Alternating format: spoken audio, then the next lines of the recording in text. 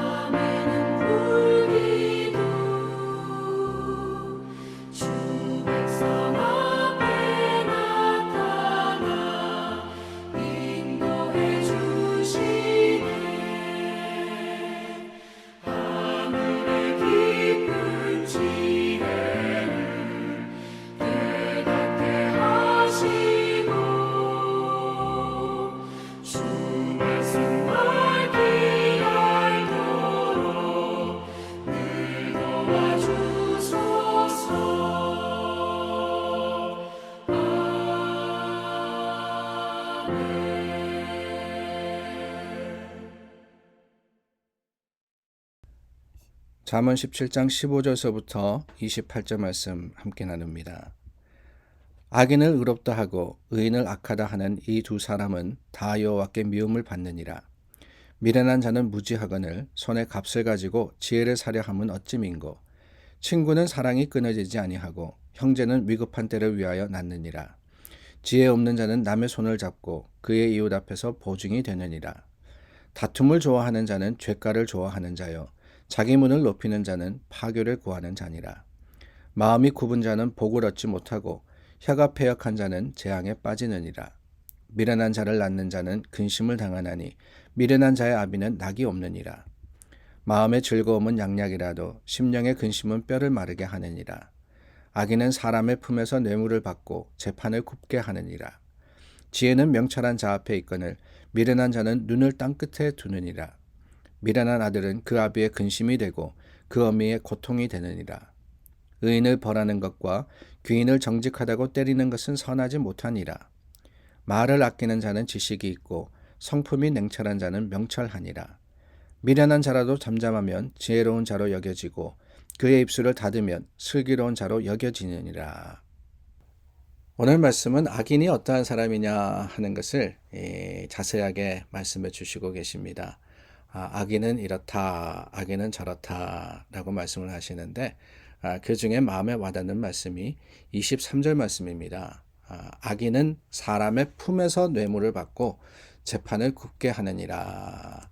악인은 사람의 품에서 품이라는 것은 무슨 의미를 가지고 있을까?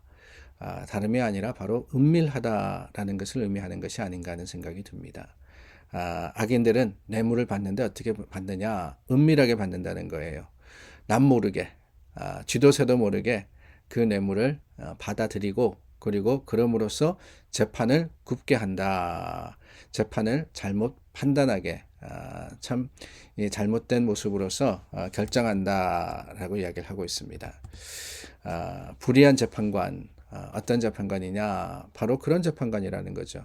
돈을 받고 참 옳지 않는 길을 택하고 옳은 것을 그르다 그러고 그른 것을 옳다 그러는데 문제는 뭐냐? 그 모든 것들이 은밀하게 이루어진다라는 겁니다. 당연한 거 아니겠어요? 죄는 숨겨진 것입니다. 죄는요 드러내고 하지 않아요. 그래서 큰 사건들, 사고들도 어두운 가운데, 은밀한 가운데 이루어지지 대낮에 참 모든 사람들 앞에서 이렇게 벌어지는 경우는 많지 않습니다. 왜냐? 죄라는 것은 빛을 두려워하기 때문에 그래요. 죄라는 것은 드러나는 것을 숨기기 때문에 그렇습니다. 공개적으로 뇌물을 받는다 그러면은 어떻게 했어요? 그 불의함이 만천하에 드러남으로 인해 가지고 자신이 이 심판하는 사람이 아니라 심판받는 사람이 될 수밖에 없다는 것을 재판관들도 알기 때문에 어떻게 하느냐? 사람 품에서 보이지 않도록 다른 사람들이 모르는 그 가운데 은밀하게 뇌물을 받고 그 뇌물을 대로 판단을 한다 하는 것이지요. 이런 일들이 우리 사회에 참 많이 있습니다. 사람들이 보지 못하고 사람들이 알지 못한다 그래가지고 나는 괜찮다라고 판단할 때가 너무나도 많더라는 거예요. 그런데 여러분 문제가 있습니다. 뭐가 문제냐? 그런 생각은 사람들의 시선만, 사람들의 눈만 의식한 어리석은 생각이라는 거예요. 어리석은 생각이라는 겁니다. 내가 생각하기에 사람들이 보지 못한다, 사람들이 알지 못한다, 그래서 정말 그 일이 비밀이겠습니까? 아니에요. 보고 계시는 분이 계시는데 누구냐? 바로 하나님이십니다. 내가 숨었다, 그래서 숨을 수 없는 하나님의 시선이 우리를 보시고 계신다라는 사실을 잊어버리고 그 사실을 망각할 때 우리는 잘못된 길 또한 죄악의 길로 들 수밖에 없는 거예요. 그런 이야기를 들었습니다. 꿩 있죠. 한국에 가면은 요즘은 많지 않은 것 같습니다. 그런데 제가 어릴 때는 시골 할머니 댁에 가면은 사촌 형님들이 꿩 잡으러 다니셨어요. 꿩 잡으러 다니시는데 이 꿩에 대해서 재미있는 이야기를 들었습니다. 꿩이라는 동물은요, 어떤 큰 소리가 나면은 다른 새들은 다 날아가는데 이 꿩은 그냥 숨는다 그래요. 어떻게 숨느냐? 땅에 있는 구멍이나 또 이런 보이지 않는 것에다가 머리를 쳐박고는 숨어버린다 그러네요. 그런데 숨는데 어떻게 숨느냐? 문제는 머리만 싹 그냥 숨기고 자기의 몸까지는 숨지 않는다 그래요. 자기가 숨다 보니까 자기는 깜깜하거든요. 숨었다고 생각이 되거든요. 그런데 정작 몸이 밖에 나와 있다 하는 사실을 잊어버리는 겁니다. 아무도 나를 보지 못할 거라고 생각하고 머리만 받고는 숨었다라고 하는 그 미련한 짐승이 꿩이다라는 이야기를 들었습니다. 여러분 어떻습니까? 우리가 남을 의식하고 그 남으로부터 보이지 않는다, 숨겨졌다. 그래서 하나님도 모르실 거라고 생각하는 거 얼마나 어리석은 일입니까? 꿩과 같은 생각 아니겠어요? 자기 머리만 가렸다고 내가 보지 못한다고 하나님이 알지 못하시는 것은 결코 아닙니다. 지혜로운 것은 그렇습니다. 하나님을 보는 거예요. 하나님께서 나를 보고 계신다는 사실을 늘 기억하는 겁니다. 코람데오라 그러지 않습니까? 코람데오. 주님 앞에서 우리가 주님 앞에 서 있다라는 사실을 기억하고 늘 주님께서 우리를 주목하신다는 사실에 참 하나님의 뜻대로 주님께서 기뻐하시는 대로 행하기를 노력하는 것. 그게 바로 진정한 지혜입니다.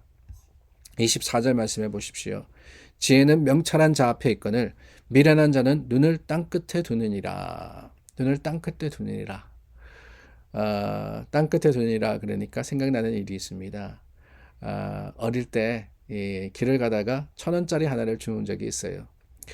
꼬깃꼬깃 접어진 1,000원짜리였는데 아니 뭐 주위에 보니까 누가 떨어뜨린 사람도 없고 길가에 있던 거라 가지고 누구를 찾아주지도 못하고 그래서 그냥 1,000원짜리를 제 주머니에 넣었던 적이 있습니다. 그런데 재미있는 것은요. 그 다음부터 항상 길을 갈 때 이 땅에 뭐가 떨어진 게 없나, 1,000원짜리 지난번에 주었으니까 5,000원짜리 떨어진 일은 없을까라고 생각을 하면서 땅만 보고 걸었던 것이 기억이 납니다. 얼마나 미련한 일이에요. 제 기억으로는 그 1,000원짜리 한 번 줍고 난 후에는 한 번도 땅에 떨어진 돈을 줍지 못했던 것 같습니다. 미련한 것은 다른 게 아닙니다. 눈을 땅끝에 두니라. 그냥 보이는 것만 보는 거예요. 내가 보이는 것, 그게 다라고 생각하는 겁니다. 그러나 여러분, 지혜라는 것은 무엇입니까? 명철한 자 앞에 있거늘 주님께서 우리와 함께 계시는 거 아니겠어요? 누가 우리 앞에 있느냐? 주님이 우리 앞에 계시는 거예요. 그 주님의 눈이 우리를 향하고 있다라는 사실을 한순간도 잊지 않을 때 우리는 숨어서 죄를 짓는 것이 아니라 하나님 앞에 믿음의 당당함으로써 주님을 따라 생명의 길을 갈 수 있는 겁니다. 오늘 하루도 우리가 살아가면서 참 많은 상황과 형편을 겪을 겁니다. 그 순간순간 여러분들은 무슨 판단과 또한 어떤 결정을 내리시렵니까? 부디 주님의 말씀 가운데 하나님이 우리를 보고 계신다는 주님의 시선을 의식하면서 오늘 하루를 살아가고 모든 것들을 결정하는 지혜로운 자들이 다 될 수 있기를 간절히 소망해 봅니다. 기도하겠습니다. 참 좋으신 하나님, 말씀이 우리에게 지혜가 됩니다. 주님께서 우리를 보고 계시고 주님의 불꽃 같은 그 눈동자가 우리를 향하고 계신다는 사실을 잊지 않고 오늘도 말씀대로 하나님의 뜻대로 행하는 자들이 될 수 있도록 마음과 생각을 이끌어 주시고 우리 삶을 주장하여 주시옵소서. 예수님 이름으로 기도드립니다. 아멘. 6월달이 시작되고 벌써 이틀이 지났습니다. 오늘도 말씀 가운데 하나님의 뜻을 따라서 행하고 주님의 말씀으로서 서로를 위해서 기도하는 교회가 될 수 있기를 바랍니다.